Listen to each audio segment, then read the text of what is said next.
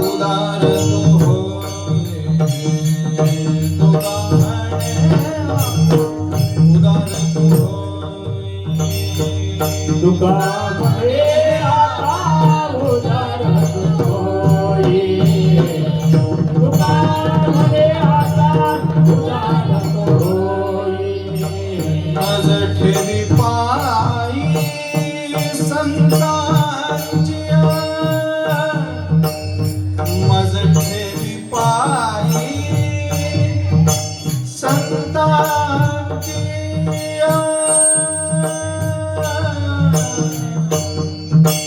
मज ठेवी पायी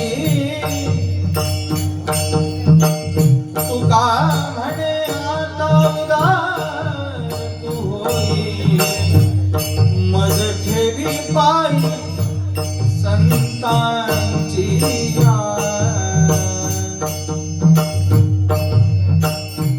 या संतांची या संतांची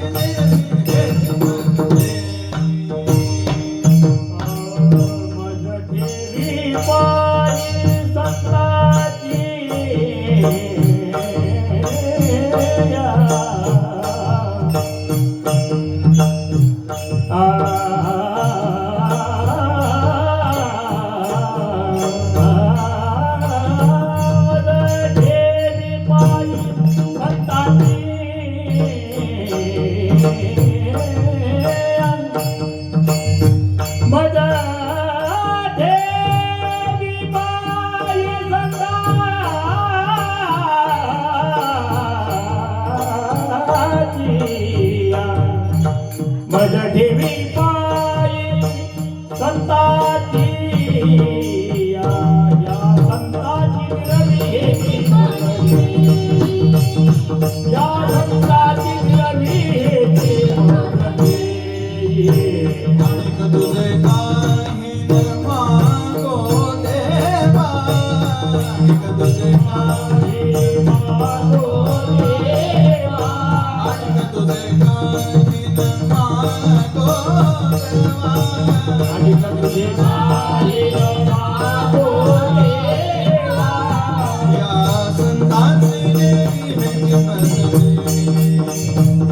या संतांची देवी भेटी मजली अनेक तुझे काही मागो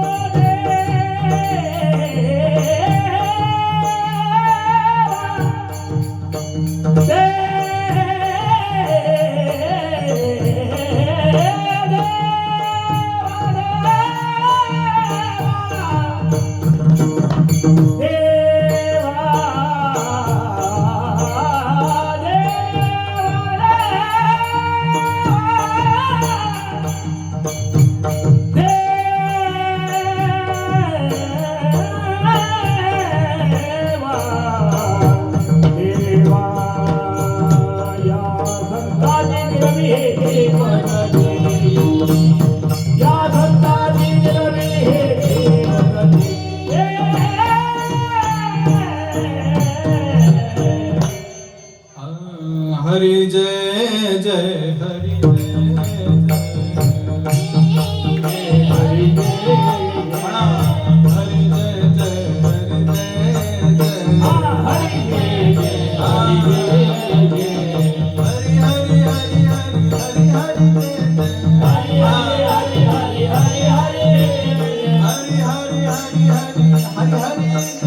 हरि हरि हरि हरि हरि हरि जय जय हरि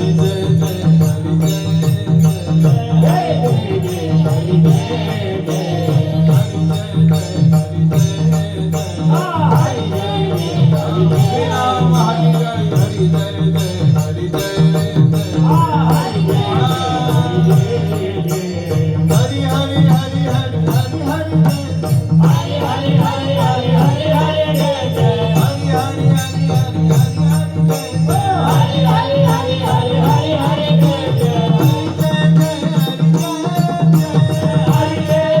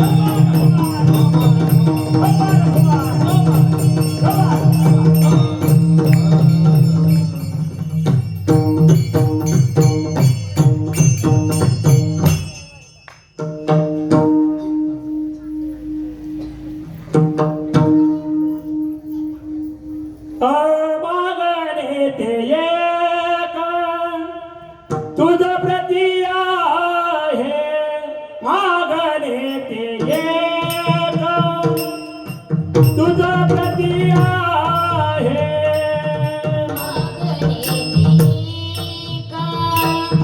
तुझ्या प्रती आहे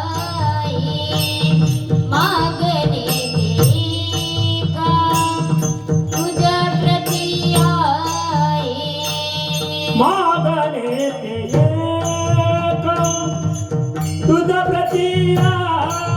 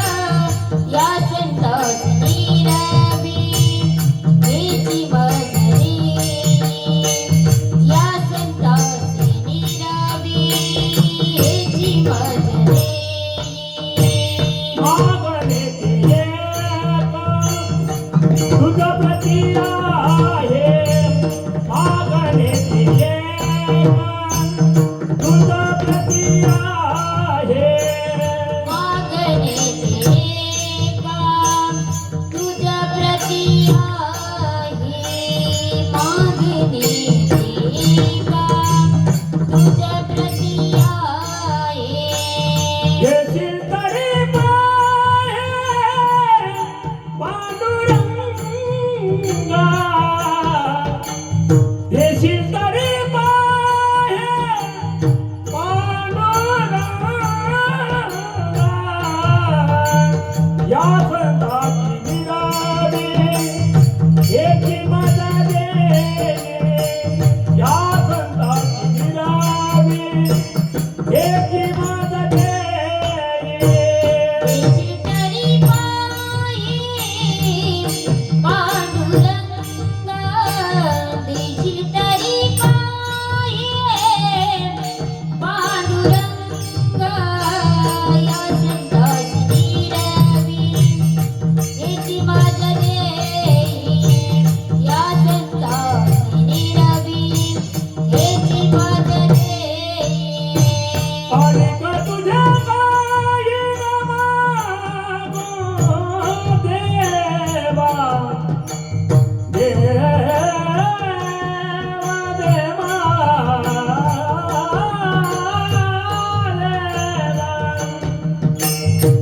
आणि ग तुझे काही नमागो देवा देवा देवा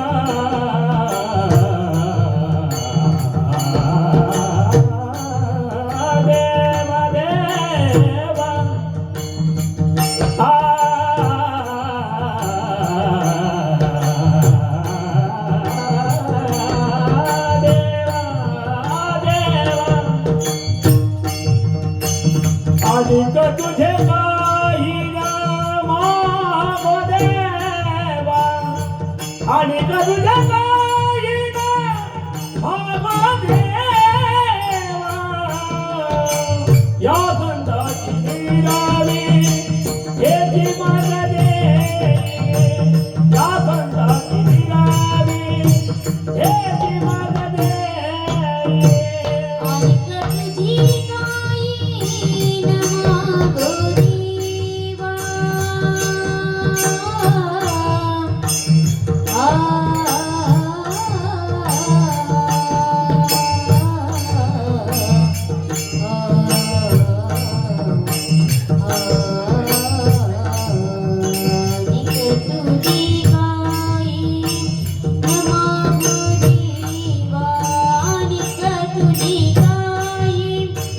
आणि तुझी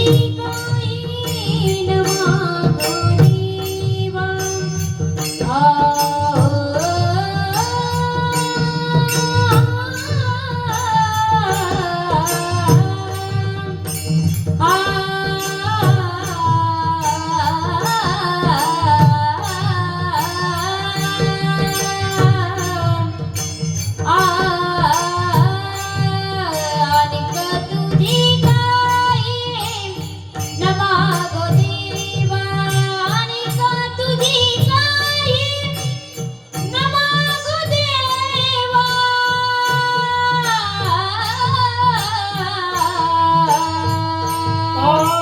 या संताची निरावी एकी माझा दे या संताची निरावी एकी माझा दे एकी माझा दे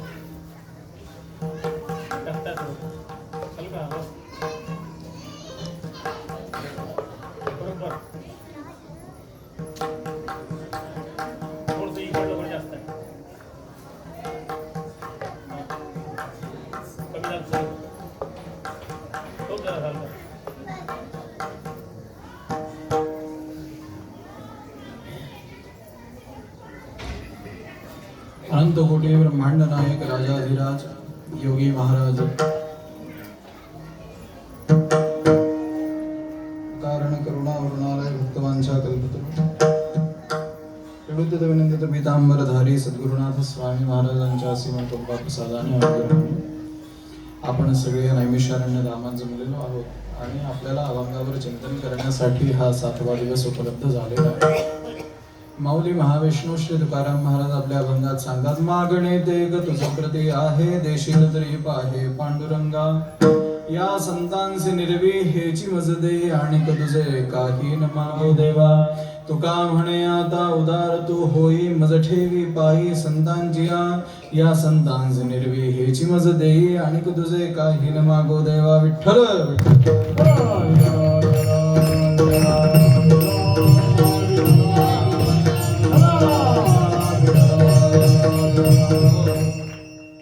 माऊली महावैष्णव श्री तुकाराम महाराज या अभंगाचं चिंतन करतात त्या अभंगाचं चिंतन करण्यासाठी आपण इथे बसलेलो आहोत म्हणजे आपल्या भाग्याची सराहना झाली पाहिजे की नाही लक्षात घ्या आपण एखाद्या राजनेत्याला जाऊन ऐकता आपण आपल्या स्वतःला धन्य धन्य मानतो कशात लोक स्वतःला धन्य मानतात विचार करा एखाद्या ठिकाणी गेला समजा मुंबईला गेला आता मुंबईला जाणं म्हणजे काय त्याच्यासाठी मुंबईला जाणं म्हणजे अमिताभ बच्चनला पाहणं हाच परमपुरुषार्थ आहे त्याला दुसरं काही नको प्रत्येक माणसाची आपापली एक बुद्धी असते त्या बुद्धीत तो सुखाच्या शोधात असतो बरोबर सुख म्हणजे नक्की काय असतं टीव्ही वाल्यांनी सिरियला काढल्या तरी लोकांना कळलं नाही की सुख म्हणजे नक्की काय असतं विचार करा मनुष्य कशा कशात आपली धन्यता मानून घेतो महाराज मुंबईला जाऊन फक्त अमिताभ बच्चननी तुम्हाला पाहिलं नसेल तुम्ही त्याला पाहिलं आणि त्याने हात हलवला म्हणजे धन्य झालं म्हणे कसली ही काय धन्यता झाली का मनुष्याने आपल्या आयुष्यात एक विचार केला पाहिजे फार मोठ्या नेत्याला पाहणं म्हणजे धन्यता नाही बरे का फार मोठ्या सुपरस्टारला पाहणं म्हणजे धन्यता नाही फार मोठ्या माणसाला जवळून भेटणं म्हणजे धन्यता नाही केबीसी ला गेल्यावर अमिताभ बच्चनच्या समोर बसणं म्हणजे धन्यता नाही मग धन्यता म्हणजे काय तुकाराम महाराजांचा अभंग चिंतनाला असेल आणि त्या कीर्तनात आपण बसणं म्हणजे धन्यता आहे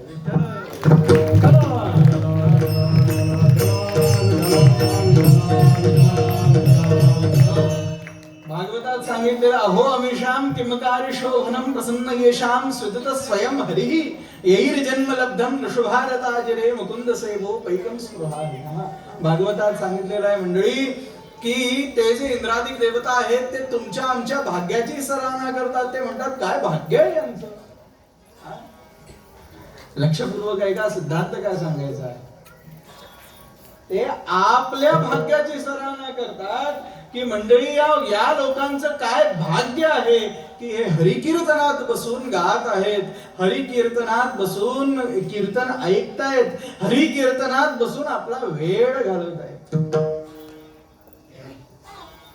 वेळ कसा जातो शेवटी म्हणजे 7 दिवस हे झाले की जे आपण सकाळपासून संध्याकाळपर्यंत करतो तेच करणे आपल्याला आहे की नाही बरोबर जे काही तुम्ही करता त्यात काही बदल आहे का सकाळी उठणं नाश्ता करणं आंघोळ करणं मग आंघोळ झाली की जोपर्यंत 62 होत नाही तोपर्यंत नोकरीला जाणं त्याच्यानंतर इकडे तिकडे फिरणं अजून काय हो दुसरा उद्योग तेच चालू आहे ना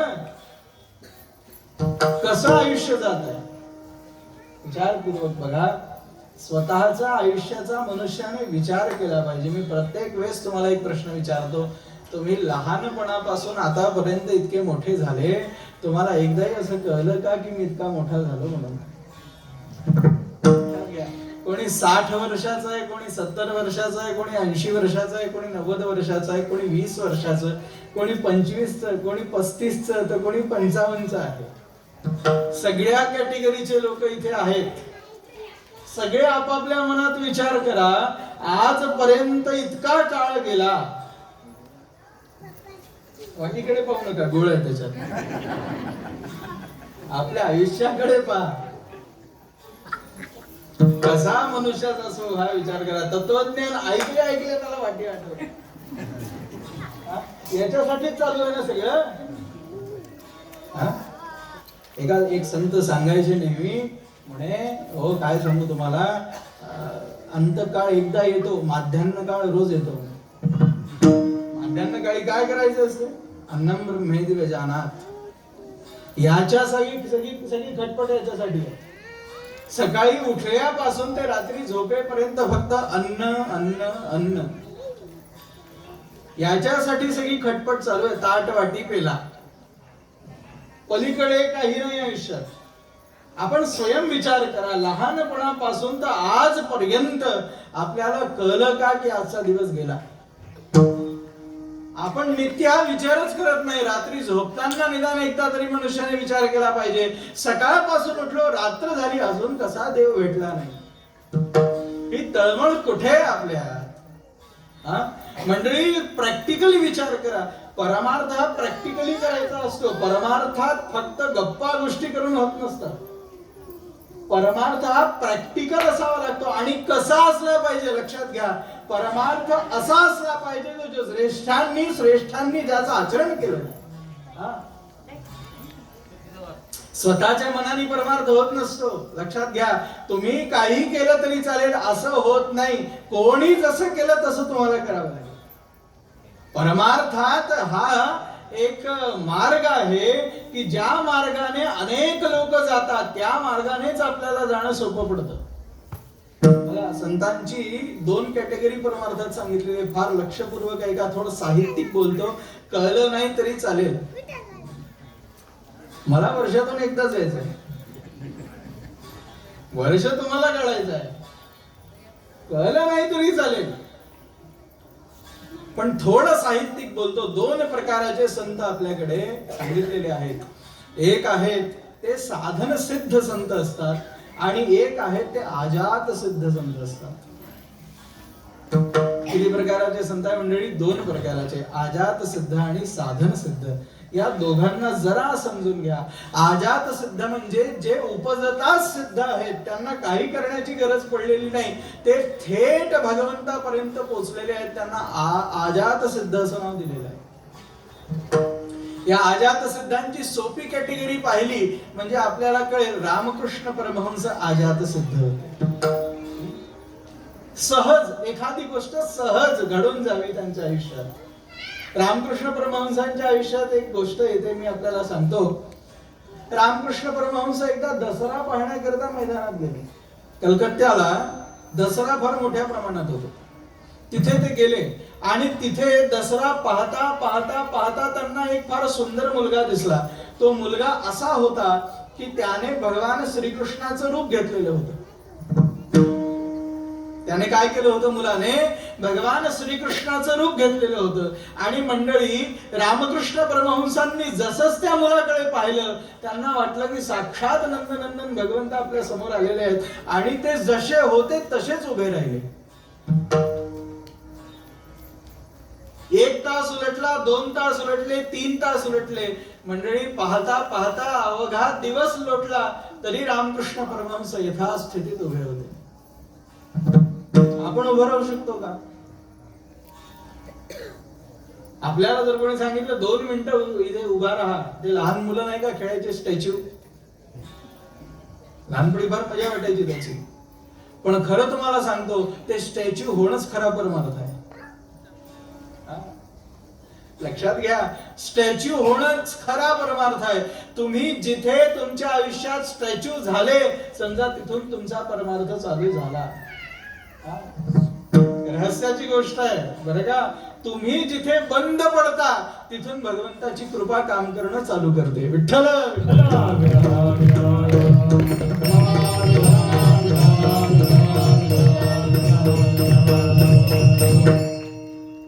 आपण बंद पडलो म्हणजे भगवंताची कृपा चालू होते. याचा अनुभव, याचा प्रत्यय घेण्याकरिताच साधन आहेत. आणि त्या साधनेने जे भगवंतापर्यंत पोहोचले त्यांचं नाव आहे साधन सिद्ध भक्त. एक आहेत आजात सिद्ध आणि एक आहे साधन सिद्ध. आजात सिद्धाचं एक उदाहरण मी तुम्हाला सांगितलं, ते झालं रामकृष्ण परमहंस. आणि दुसरं उदाहरण म्हणजे अगदी आपल्या परिचयातले माऊली ज्ञानेश्वर महाराज. माऊली ज्ञानेश्वर महाराजांना काही साधन करण्याची गरज पडली नाही. 4ही भाऊ कसे? 4ही भाऊ, 3 भाऊ 1 भगिनी, असे जे 4ही भावंड होते ते प्रत्यक्ष ज्ञानेशो भगवान विष्णू निवृत्ती भगवान हरः सोपानो भगवान ब्रह्मा मुक्ताख्या ब्रह्मचित्करा. हे चारही भावंड यांना आजात सिद्ध म्हणता येईल. 1400 वर्षाचा चांगदेव. किती वर्षाचा? 1400 वर्षाचा चांगदेव अगदी लहानग्या मुक्ताबाईच्या चरणी लोळण घालतो. याच्यापेक्षा जास्त अजात सिद्धाचं काय कौतुक सांगितलं. ज्ञानेश्वर महाराजांना चांगदेवानी पत्र लिहिलं. सगळ्यांना माहित आहे ती गोष्ट. ज्ञानेश्वर महाराजांना पत्र लिहिलं चांगदेवानी आणि ते पत्र असं त्या आता लिहिण्यासाठी तयार झाला. लेखनी मागवली. लिहायला बसला. आता काय लिहावं काही कळे नाही. आधी पत्र होते बरं, मर्यादा होती. ज्या लोकांनी जुन्या काळी पत्र वाचले त्यांना माहित आहे. जुन्या काळी पत्र व्यवहार व्हायचा सन विधी आणि शेवटी लिहायचे आपलाच. बरोबर. आता विचार करा, या हेलो हाय सगळं संपवलंय आपलं. मी नेहमी सांगतो, एक भूत नेहमी आपल्या खिशात असतो. लोक उगाच इकडे तिकडे भूताला पाहतात. मी नेहमी सांगतो, भूत तुमच्या खिशातच आहे. आणि बरं त्यातही जरा चांगला असला ऍपल पिपलचा तर इथे असतो. मग इथे राहत नाही. एखादा छोटा असेल, छोट्या कंपनीचा असेल तर इथे, आणि मोठ्या कंपनीचा असेल तर लगेच इथे येतो. आणि अजून पोरं पुढे गेले हो. त्या पोरांनी तर सीमाच गाठली. अजून चांगला असला की तो खिशात जातो नाही, हातातच असतो नेहमी दाखवायला. आमच्या जवळ फोन पहा. अरे काय त्या भेंड्या फोनचं कौतुक आहे मला हेच कळत नाही. मी खरं सांगतो तुम्हाला, त्याचा उत्तम उपयोगही आहे आणि अधम उपयोगही आहे. आधी लोक म्हणायचे की 2 लोक एकत्र आले की पाप घडतं. 2 लोक पापी जर एकत्र आले, 2 पापी, तर पाप घडतं. आता मी म्हणतो, मोबाईल आणि तुम्ही जर एकत्र आले तरी पाप घडतं.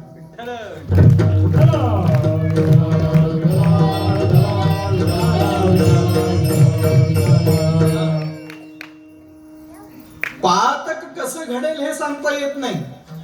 कारण आज सगळ्यांच्या खिशात पाप आहेत. भूत सगळ्यांच्या खिशात आहे. एक महात्मा कथा करत होते. कीर्तनाला उभे झाले आणि त्यांनी मंगलाचरण म्हणायचं म्हणून एक श्लोक म्हटला. श्लोक असा आपला वेदातला, सहनावतु सहनो भुनक्तु सह वीर्यं करवावहै तेजस्विनावधीतमस्तु मा विद्विषावहै, असा श्लोक म्हटला. आणि शेवटी म्हणाले, शांती शांती शांती शांती. आता इतकं म्हणून झालं, लगेच एक मुलगा त्याच्यातून उभा झाला, माणूस उभा झाला. महाराजांना बरं वाटलं. लोक प्रश्न विचारतात म्हणजे विद्वान दिसतात. कसं आहे, कुठून जर आपल्याला प्रश्न आला, समजायचं श्रोते विद्वान आहे, आणि प्रश्न झाला नाही तर समजायचं की अति विद्वान आहे. तुम्हाला काय हकीकत सांगू, आमच्या कथेची तुम्हाला एक हकीकत सांगतो. जवळच एक गाव आहे, तिथे आमची कथा होती. बहुतेक तुम्ही सगळ्या तो दृष्टांत ऐकलेला आहे. तुम्हाला मी काही नवीन नाही, मला तुम्ही नवीन नाही. तर आमच्या कथेची हकीकत तुम्हाला सांगतो सगळ्यांना. कथेला गेलो आणि पहिल्या दिवशीपासून, बरं का, पहिल्या दिवशीपासून मी सगळ्यांना सांगायचो, प्रश्न विचारा. काय सांगायचो? प्रश्न विचारा. आता पहिल्या दिवशी कोणी काही विचारलं नाही. दुसऱ्या दिवशी म्हटलं प्रश्न विचारा, कोणी काही विचारलं नाही. तिसऱ्या दिवशी पुन्हा म्हटलं प्रश्न विचारा. तिसऱ्या दिवशी नाही, चौथ्या दिवशी नाही, 5व्या दिवशी नाही, मंडळी 6व्या दिवशी नाही. म्हटलं आता काही कोणाचा प्रश्न येत नाही. 7व्या दिवशी मी बोललोच नाही. तर 7व्या दिवशी माझ्याजवळ एक एवढी मोठी चिठ्ठी आली, अशी बंद करून कोणीतरी आणून दिली. अहो मी काय सांगू तुम्हाला, मला असं वाटलं की देवच भेटला. म्हटलं आलाच प्रश्न. मी व्यासपीठावरच बसलो होतो. काढली चिठ्ठी. सगळ्यांना आधीच सांगितलं व्यासपीठावरून. आता पहा कसं म्हणजे किती किती आणि म्हणून म्हणतात की जोपर्यंत पाहिलं नाही तोपर्यंत काही सांगू नका. मी ते पाहण्या अगोदरच लोकांना म्हटलं पहा हो, आज किती चांगली गोष्ट आहे. आज आपल्याला एक प्रश्न आलेला आहे. अहो म्हटलं आज चिठ्ठीत काय लिहिलेलं आहे. आणि मंडळी मी काय सांगू तुम्हाला, इकडे या लोकांनी, आमच्या कलाकार लोकांनी नामसंकीर्तन चालू केलं आणि मी ती चिठ्ठी उघडून पाहिली. मला असं वाटलं की त्याच्यात प्रश्न असेल. मी जशी चिठ्ठी उघडली, तुम्हाला आश्चर्य वाटेल, त्या चिठ्ठीत लिहिलं होतं, महाराज भजन फार कमी आहे, भजन वाढवा. काय विचित्र लोक असतात, विचार करा. प्रश्न पडणं हे विद्वत्तेचं लक्षण आहे. श्रोता कीर्तन ऐकतो की नाही हे जर पाहायचं असेल, जर त्याने प्रश्न विचारला तर समजा त्याने कीर्तन ऐकलेलं आहे. लोकांना प्रश्नच पडत नाहीत. लोकांना प्रश्नच पडत नाहीत. तो माणूस उभा झाला. महाराजांना असं वाटलं की अरे याला प्रश्न पडला आणि सुरुवातीलाच पडला, म्हणजे फारच छान झालं. म्हणे काय प्रश्न आहे तुमचा, विचारा. त्याने म्हटलं, म्हणे महाराज एकच प्रश्न आहे माझा. म्हणे काय. म्हणे गुरुजी मी ऐकलेलं आहे की 3 वेळा शांती शांती शांती म्हणतात मंगलाचरणात. म्हणे हो 3दा म्हणतात. म्हणे तुम्ही 4 वेळा का म्हणले. तुम्ही 4 वेळा का म्हणले. अरे म्हणे बाळा तुला काय सांगू, 3 ताप आहेत त्यांच्यासाठी 3 वेळा शांती आहे. म्हणे महाराज जरा सविस्तर करून सांगा. म्हणे आधी दैविक तापासाठी एक शांती आहे, आधी भौतिक तापासाठी दुसरी शांती आहे, आधी दैविक तापासाठी तिसरी शांती आहे. म्हणे मग चौथी कशाला. अरे म्हणे तुझ्या खिशात जो मोबाईल आहे त्याच्यासाठी चौथी शांती आहे. लक्षपूर्वक आहे का. हा जो फोन आहे ना, हा फोन नव्हे, हा भूत आहे. लक्षात ठेवा. मी खरं सांगतो, याचा अत्यंत सुंदर उपयोग सुद्धा. एक भूताचं काम काय असतं माहिती आहे का, त्याला निरंतर काही ना काही कार्य लागतं. एका संतांच्या चरित्रात मी वाचत होतो, त्यात ते साधन अवस्थेत होते आणि ते एका तांत्रिकाकडे गेले. तर कसं असतं, ज्या वेळेस मनुष्य फार भरकटलेला असतो तेव्हा हे तांत्रिक मांत्रिक सगळे त्याला फार दिसतात. गेला बिचारा त्यांच्याजवळ, काही समस्या असेल घेऊन गेला. काय समस्या. म्हणे हो महाराज काही माझं जमत नाही आहे, मी इतकं साधन करतोय देव भेटत नाही. म्हणे काय देव भेटत नाही, देवाच्या मागे काय लागला. म्हणे मग काय करू. म्हणे 15 दिवसाची तुला साधना देतो, तू भूत सिद्ध कर. तू काय कर, भूत सिद्ध कर, ते तुझं काम करेल. म्हणे ठीक आहे, द्या म्हणे मंत्र. आणि त्याला मंत्र दिला. ते जे तांत्रिक होते त्या तांत्रिकाने त्याला मंत्र दिला. तो जप करायला बसला. त्याची जे काही विधी असेल त्याने जप केला आणि 15 दिवसातच तो भूत त्याला सिद्ध झाला. आता तो भूत त्याच्या समोर आला आणि म्हणे मला काम दे. हा म्हणे काय काम देऊ याला. पण मला तहान लागली आहे, पाणी आण. 1 मिनिटात त्याच्या समोर पाण्याचा ग्लास, पाणी पिला. म्हणे आता काम दे. म्हणे मला जेवण आण. जेवण आण म्हटल्यावर लगेच मोठं ताट समोर. हा जेवला. पुन्हा भूत म्हणाला मला काम दे. आता हा घाबरला. म्हणे आता काय करू. भूताने म्हटलं, म्हणे 15 मिनिटं थांबतो. 15 मिनिटात जर तू काम नाही दिलं तर तुला खाऊन टाकतो म्हणे आता. हा म्हणून मंडळी मी आधीच सांगतो तुम्हाला, कीर्तनात भूता खेताच्या मागे लागू नका. हा लक्षपूर्वक आहे का. हा गेला विचारला 15 मिनिटं आहेत. म्हणे आत्ता सोनं करतो जीवाचं. सद्गुरूंच्या चरणी गेला. गुरु महाराजांना विचारलं, म्हणे महाराज अशी एक अपराध असा मी केलेला आहे. आणि म्हणे आता तो भूत म्हणतो की मला काम दे. म्हणे महाराज काय करू. आता पहा सद्गुरू कशाला म्हणलं पाहिजे, सद्गुरू काय उपदेश करतात. त्याच्या गुरूंनी म्हटलं, हे नाही म्हणलं की तू का गेला. म्हणे ठीक आहे, जे झालं ते झालं. आता एक काम कर म्हणे, असा एक मोठा खांब ठेव. तो भूमीत गाडून टाक आणि तो जो लोखंडाचा खांब आहे त्या लोखंडाच्या खांबात त्या भूताला म्हण की तू वर खाली करत राहा, हेच तुझं काम आहे. त्याने तसंच केलं आणि त्यांच्या चरित्रात लिहिलंय जोपर्यंत ते महापुरुष होते तोपर्यंत ते भूत वर चढायचं खाली यायचं, वर चढायचं खाली यायचं, वर चढायचं खाली यायचं. शेवटी मंडळी हा जो फोन आहे हा भूतच आहे. याला हे सगळे कार्य करणं आवडतं आणि याने आपल्या मनावर विशेष ताबा घेतलेला आहे. हा कोणाचा नाही, हा मनाचा आहे. म्हणून याला निरंतर कार्यात लावलं पाहिजे. ते कार्य कसं असलं पाहिजे याचं चिंतन आपल्याला करायचं आहे. शेवटी हो या फोनचा उत्तम उपयोगही आहे आणि खराब उपयोगही आहे. जर सत्कारणी लावला तर याच फोननी देव भेटून जाईल. विठ्ठल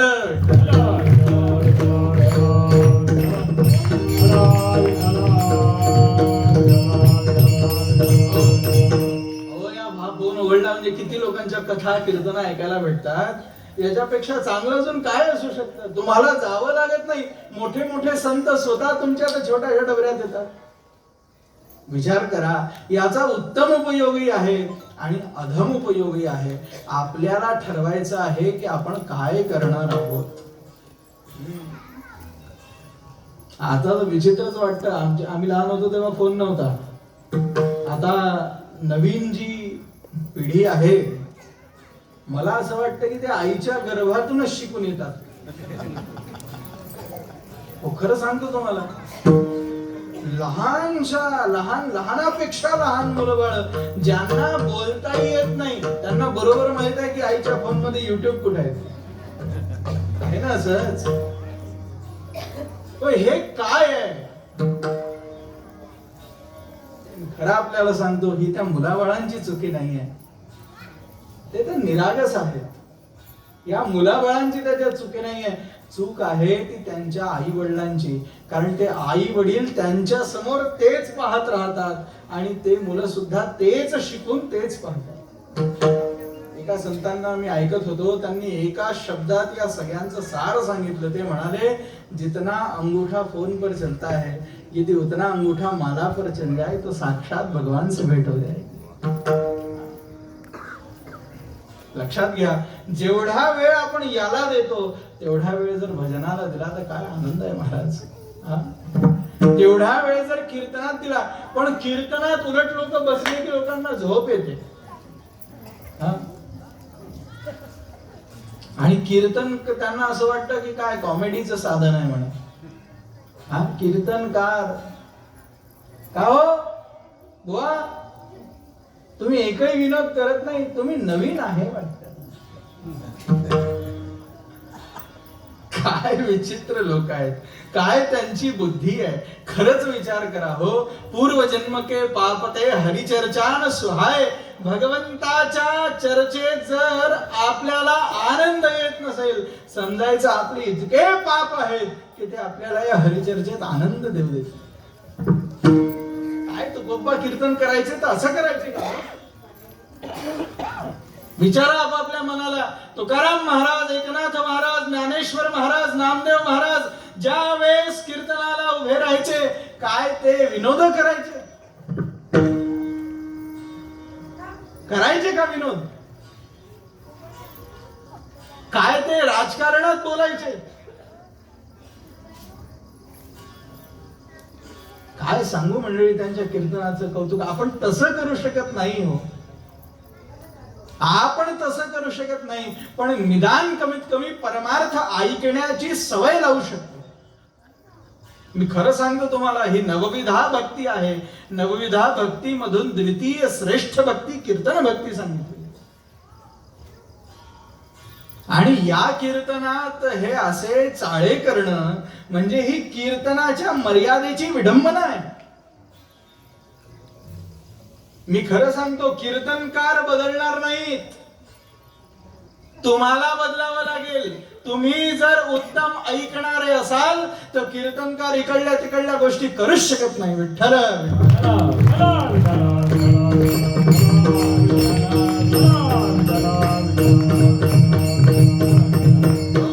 कीर्तन मनोरंजनाचं साधन नाहीये, भागवत मनोरंजनाचं साधन नाहीये. कीर्तन भागवत हे भगवंताच्या प्राप्तीचं साधन आहे.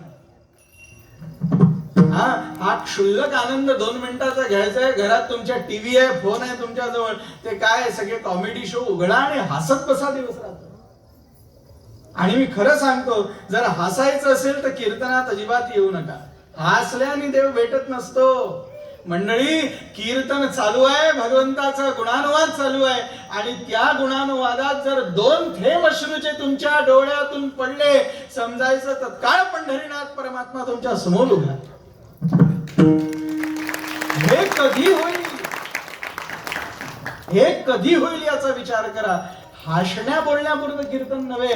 मी खरं सांगतो, प्रत्येक कीर्तनात प्रत्येक ठिकाणी एक गोष्ट बोलतो, कीर्तन मनोरंजनाचं साधन नाहीये, कीर्तन आत्मरंजनाचं साधन आहे महाराज.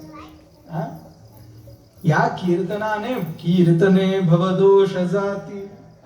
समर्थ काय मर्यादा सांगतात कीर्तनाची. दासबोध कधी उघडून बघा.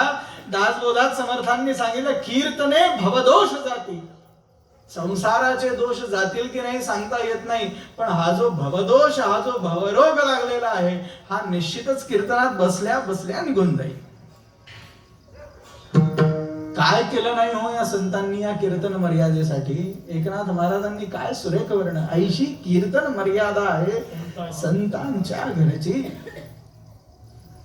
मर्यादित नेमस्त कीर्तन असावं. उगाच इकडल्या तिकडल्या गोष्टी करत बसणं हा कीर्तनाचा विषय नाहीये. ओ भक्ती ज्ञान विरहित इतर गोष्टी नसाराव्या. भक्ती ज्ञान विरहित इतर गोष्टी नसाराव्या.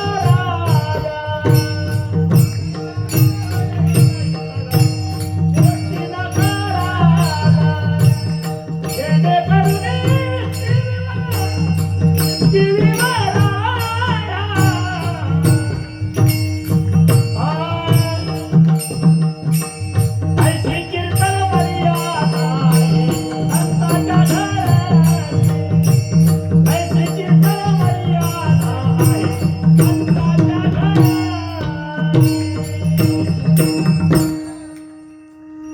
ही मर्यादा आहे या कीर्तन परंपरेची.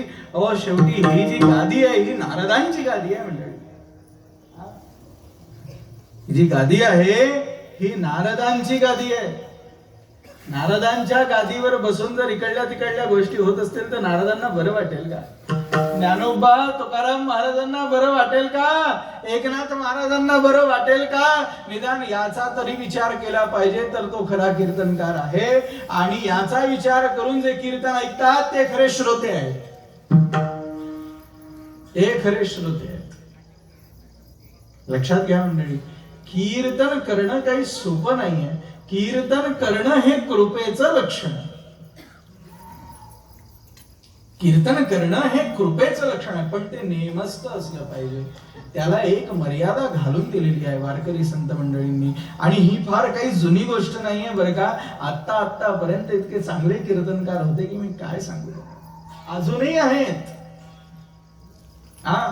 गेले असं नव्हे, अजूनही तसे कीर्तनकार आहेत, पण त्यांना ऐकणारं कोणी नाही. त्यांना ऐकणारं कोणी नाही. माझी तुम्हा सगळ्यांना प्रार्थना आहे, आपल्या तुम्ही सप्ते खूप करता हो. मला माहित आहे, पांडुरण्यात एक सप्ताह संपला की दुसरा चालू होतो, दुसरा संपला की तिसरा, तिसरा संपला की चौथा, चौथा संपला की पाचवा. सप्त्यांचं गावच आहे पांडुरणा. काही दिवसांनी सरकार याचं नाव पंढरपूरच ठेवणार आहे. पण माझं म्हणणं फक्त इतका, एक विनंती माझी तुमच्या सगळ्यांच्या चरणी आहे मंडळी, कीर्तन ऐका, पण असं ऐका की जेणे मूर्ती आपल्या हृदयात ठसावली पाहिजे. भगवंताची प्रतिमा हृदयात उतरली पाहिजे.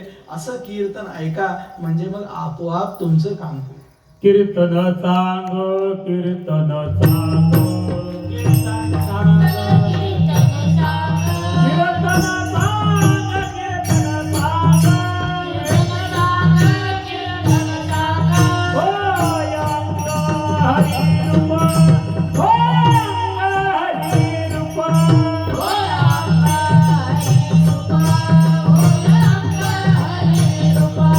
Oh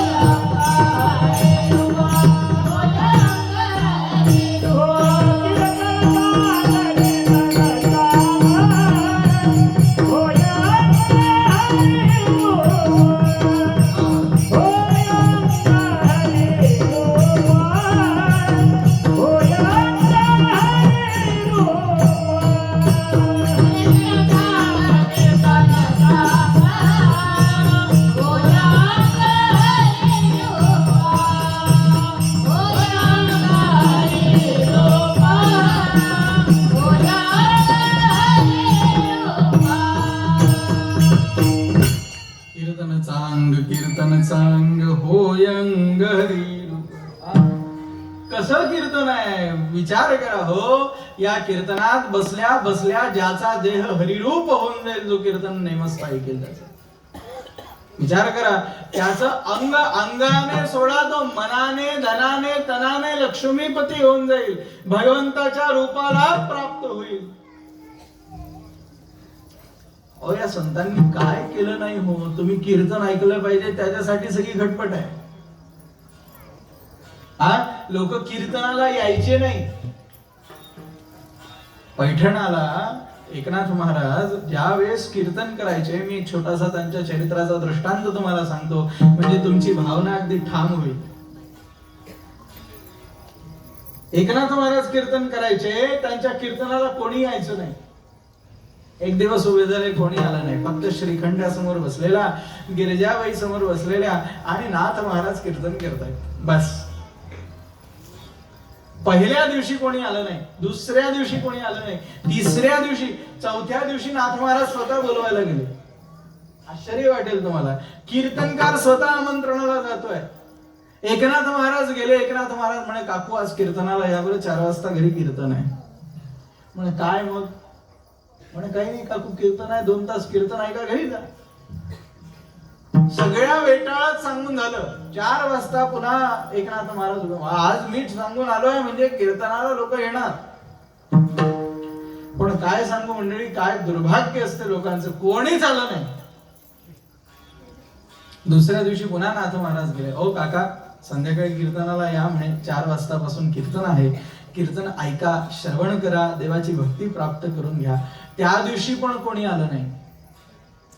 दुसरा दिवस उजाडला आणि नाथ महाराजांनी श्रीखंड्याला बोलावलं. श्रीखंड्या जवळ आला. श्रीखंड्याला सांगितलं, म्हणे श्रीखंड्या, हा श्रीखंड्या कोणी साधा वादा नाही बरं, हा प्रत्यक्ष भगवंत आहेत.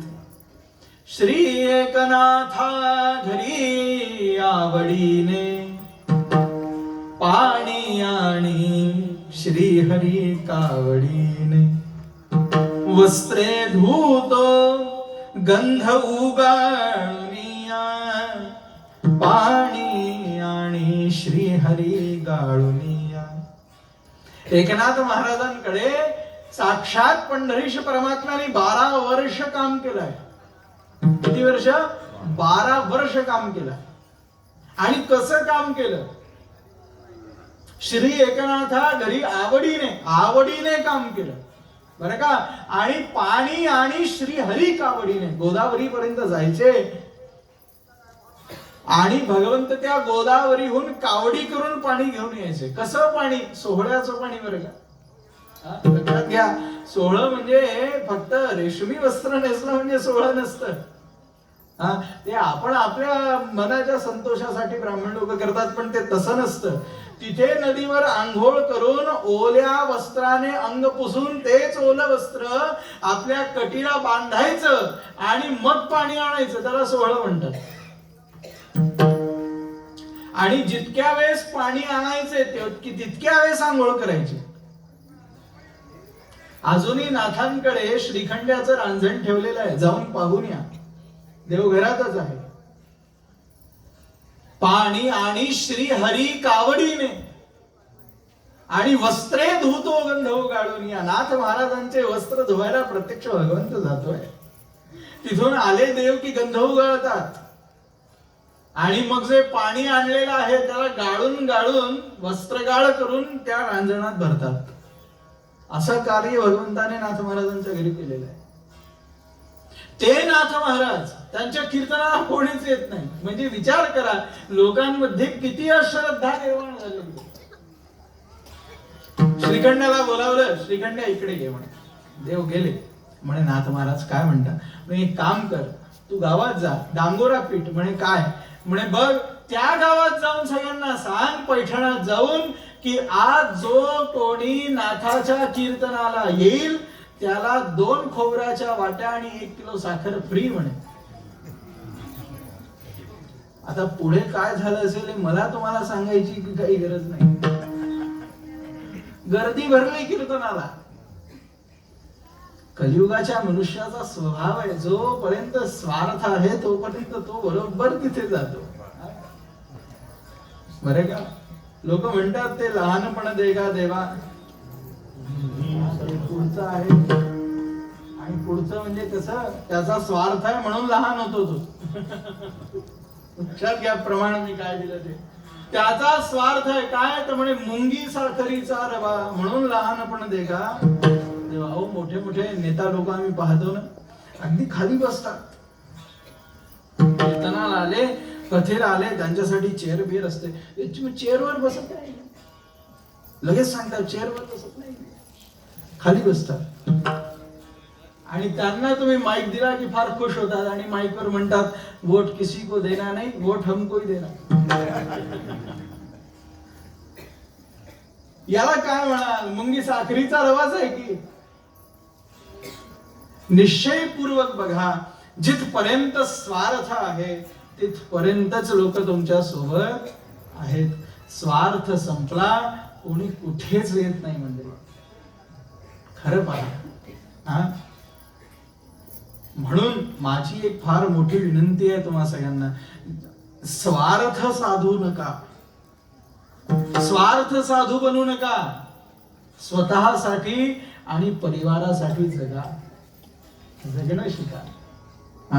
स्वार्थासाठी जगू नका, स्वतःच्या सुखासाठी जगा. स्वार्थासाठी जो जगला, हो काय त्याचं सांगायचं. त्याला 4 लोक पोहोचवतात आणि मागे म्हणतात जाऊ दे म्हणे, गेला तर त्याची कोणाला गरज होती. असं नको व्हायला. तुकडोजी महाराजांनी फार सुंदर वर्णन केलं. तुकडोजी महाराज म्हणतात, विधाता मृत्यू हो ऐसी हजारो लोग रोते हो. जर मृत्यू झाली तर 1000 लोक मागे रडले पाहिजे, असं जगा. इतकं कार्य करा आयुष्यात की तुमच्या मागे रडणारे उरले पाहिजे. जर इतकंही करू शकले नाही तर व्यर्थ जन्म आहे, व्यर्थ आहे सगळं. तुमच्या मागे कोणी रडलं पाहिजे, तुमच्या मागे हे म्हटलं पाहिजे, हा का गेला, आता आमचं कसं होईल. वृद्ध लोक जातात, आम्ही स्वतः ऐकलेलं आहे, त्यांच्या घरात अजून ते उठायचेच आहे, न्यायचेच आहे. आधीच त्यांच्या घरचे लोक म्हणतात काही नाही होत, त्यांना खूप त्रास होता, बरं झालं गेलं.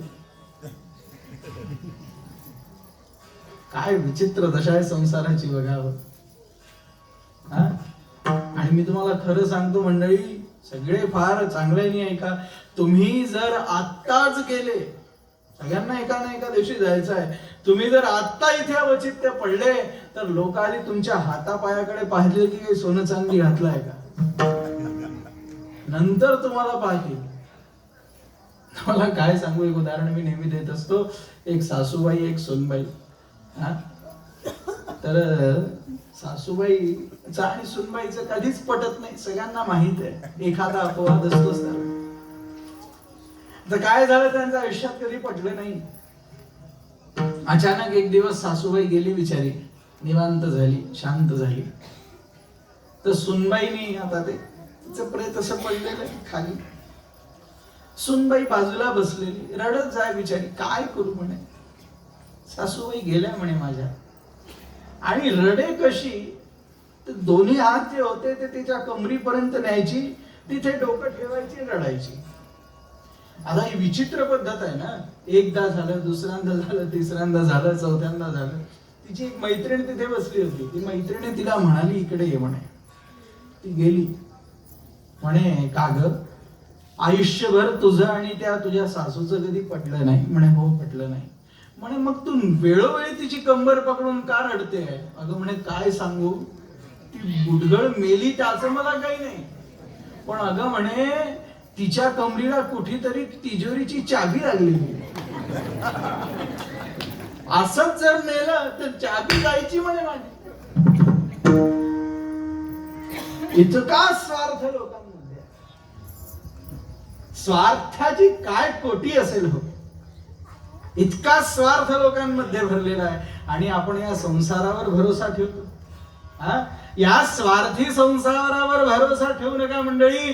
अनुभव घ्या, मनाला समजवण्याचा प्रयास करा. हा संसार आपल्या कामात येणार नाही. अंततो गतवा त्या भगवंताचं नाम, त्याचं कीर्तनच आपल्या कामात येईल.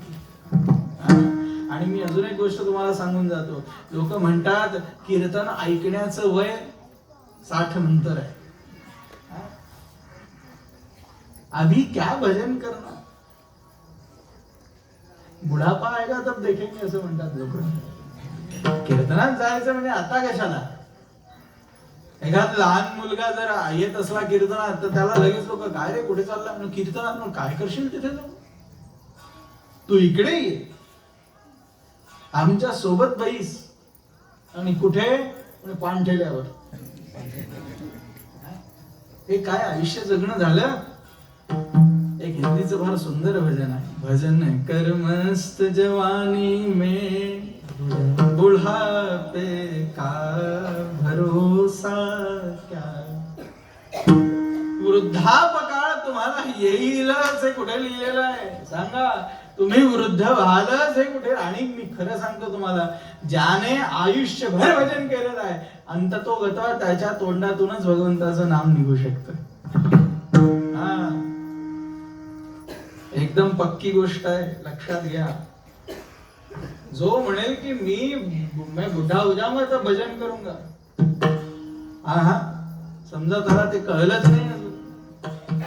खरं सांगतो, वृद्ध झाल्यावर राम राम निघत नाही, लांब लांब निघते. आणि दृष्टांत देते, कीर्तनात एक मुलगा बसला होता. त्या मुलाने असंच ऐकलं, कीर्तन घरी गेला रात्रीचा वेळ. त्याची आजी बऱ्याच वर्षापासून बिमार होती.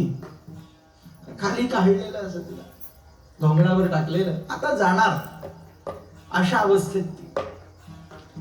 याने ते तिच्या जवळ जाऊन सांगितलं, म्हणे मी आता कीर्तन ऐकून आलो, आजी तू रामराम म्हण बरं जरा.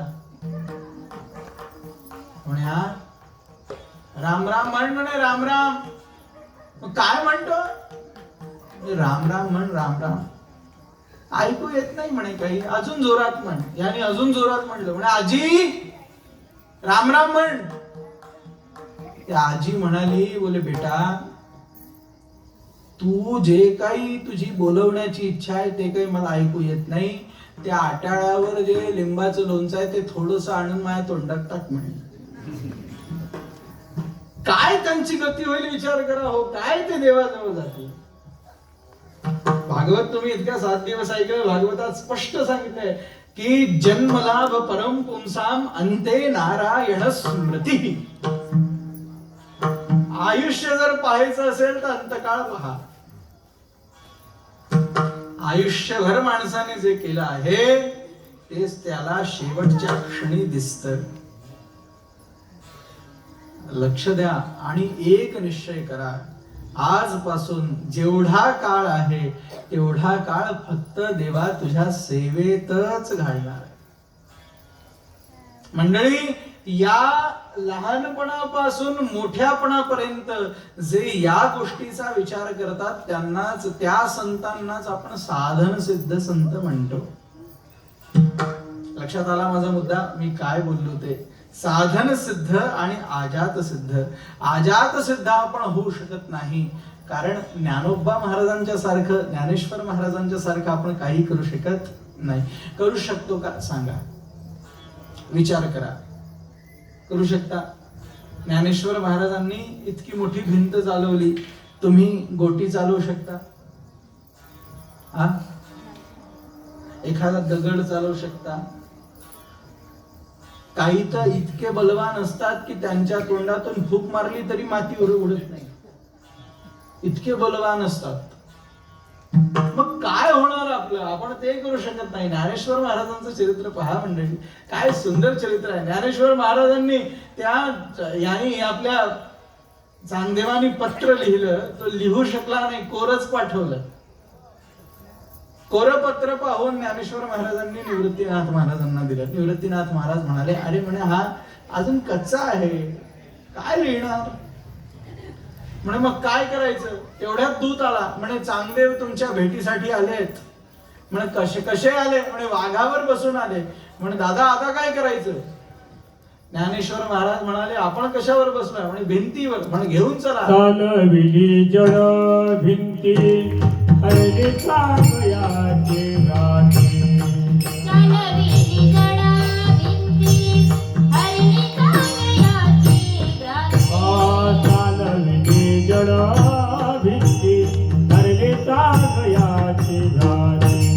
चालविली जड भिंती हरली चांगयाची भ्रांती. मोक्ष मार्गीचा सांगते ज्ञानोबा माझा. मोक्ष मार्गीचा सांगते ज्ञानोबा माझा. मोक्ष मार्गीचा सांगती ज्ञानोबा माझा. मोक्ष मार्गीचा सांगती ज्ञानोबा माझा. साध संत माय बाप, साध संत माय बाप. साधकांचा माय बाप, साधकांचा माय बाप. दर्शने हरे ताप, दर्शने हरे ताप. दर्शने हरे ताप, दर्शने हरे ताप. सर्वाभूती सुख रूप, सर्वाभूती सुख रूप. सर्वाभूती सुखरूप, सर्वाभूती सुखरूप. ओ ज्ञानोबा माझा, ज्ञानोबा माझा, ज्ञानोबा माझा. ज्ञानोबा माझा.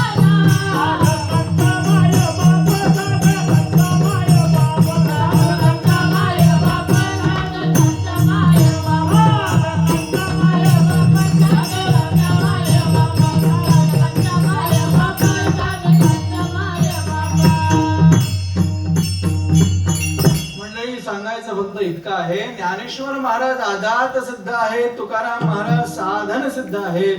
हे दोघही एकाच स्थानावर जाऊन पोहोचतात. साधन काय करतं? साधनाचं काम काय आहे? हा, साधनाचं काम इतकंच आहे की तुम्हाला तिथपर्यंत नेऊन पोहोचवणं आणि मग तिथून हटवून जाणं.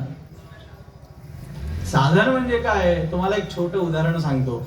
तुम्ही पांढुर्ण्याला राहता, इथून तुम्हाला नागपूरला जायचंय. नागपूरला जायचंय. आता तुम्ही इथून गाडीत बसले, बसमध्ये बसले. बसमध्ये बसेपर्यंत तुम्ही किती खटपट केली विचार करा. बस समजा 3:30 वाजताची असेल तर तुम्ही 3 वाजताच बस स्टँडवर जाऊन बसले. आता बस आली. बस कुठून येते? म्हणे बैतूल वरून येते. तर तुम्ही काय केलं? बस आल्या आल्या जी सीट खाली दिसली तिथल्या खिडकीतून रुमाल टाकला ना. म्हणजे तुम्ही सगळं हे करता ना. आता तुम्ही तो रुमाल टाकला, बसले. नागपूरला बस पोहोचली आणि नागपूरला बस पोहोचल्यावर तुमचं स्थान आलं. बर्डीला उतरायचं असेल, कोणत्याही ठिकाणी उतरायचं असेल, तुम्ही तिथे उतरले. आता उतरल्यावर तुम्ही विचार केला का की माझ्या सीटचं काय झालं? केला का हो? नाही केला ना. साधन असंच असतं. जोपर्यंत देव भेटत नाही तोपर्यंत साधन तुमच्या मागे आहे. आणि जसाच देव भेटला, तुम्ही तुमच्या स्टेशनवर उतरले की साधनेचं कार्य संपलं. साधन आपोआप मागे येतं. मग साधनेची चिंता करावी लागत नाही. पण जोपर्यंत स्टेशन येत नाही तोपर्यंत साधन सोडू नये असा कटाक्ष आहे. आता तुकाराम महाराज आणि ज्ञानेश्वर महाराज, एकनाथ महाराज, नामदेव महाराज हे सगळे एकाच स्टेशनवर पोहोचले. आता त्यांना परमार्थाशिवाय दुसरं काहीही नाही. किंबहुना भगवंताशिवाय त्यांना दुसरं काही नाही. आहे का? नाहीये. त्या स्थितीत पोहोचल्यावर एखादा माणूस जर काही मागत असेल तर त्याचा अधिकार केवढा असला पाहिजे हे लक्षात. मी का इतकं सांगितलं तुम्हाला? कारण हा जो अभंग आपण सेवेसाठी घेतलेला आहे, या अभंगात तुकाराम महाराज काहीतरी मागत आहेत. आता विचार करा की जो व्यक्ती, जो संत त्या स्थितीपर्यंत पोहोचलेला आहे ते तुकाराम महाराज जे परमवैष्णव झालेले आहेत, ज्यांना जळी काष्टी पाताळी आकाशी सगळीकडे फक्त परमात्मा आहे ते मागत आहेत. थोडं दर्शन करा. वैष्णव शास्त्रात जर तुम्ही बघितलं तर वैष्णव शास्त्रात भगवंताचे 4 प्रकाराचे दर्शन सांगितलेले आहेत. 4 प्रकारे भगवंताचं दर्शन होतं. पहिलं दर्शन स्वप्नात देव दिसतो. दुसरं दर्शन ध्यानात देव दिसतो. स्वप्नात देव दिसतो ते खोटं नव्हे बरं. ध्यानात देव दिसला ते खोटं नव्हे. मी खरं आपल्याला सांगतो, ज्यांना विश्वास नसेल, माझी एक प्रार्थना आहे तुम्हाला, वेळ जो होणार आहे तो होणारच आहे. झोपले तरी चालेल, कारण अर्धे झोपलेलेच आहे. आता काय करावं बाबा, कीर्तनात झोपतात लोक तर झोपू द्या. पण खरं सांगतो मी तुम्हाला, जो सोवत है सो खोवत है और जो जागत है सो रात्रे सारंच जागरणम. रात्री थोडं जागलं पाहिजे. आणि ते जागरण कसं असलं पाहिजे, ते जागरण भगवंताच्या अनुषंगाने असलं पाहिजे. ध्यानात दर्शन कसं होतं, झोपले तरी चालाल, सगळे 2 मिनिटं डोळे बंद करा. करा बरं, मी सगळ्यांना पाहतोय. ओ शंकरराव करावं, करा बरं, सगळे 2 मिनिटं डोळे बंद करा. मी पण डोळे बंद करतो. लक्षात घ्या, सुंदर चंद्रभागा वाहतीये. त्या चंद्रभागेच्या वाळवंटातून तुम्ही पुंडलिकाचं दर्शन घेतलंय आणि तुम्ही हळूहळू हळूहळू पायऱ्या चढत चढत चढत चढत मार्केट पाहत पाहत पाहत पाहत पोचले गरुडद्वारापर्यंत. तिथे नामदेव महाराजांची पायरी आहे. त्या नामदेव महाराजांच्या पायरीवरून तुम्ही चढत चढत वर गेले. वर महाद्वार आहे. त्या महाद्वारातून तुम्ही आतमध्ये गेले.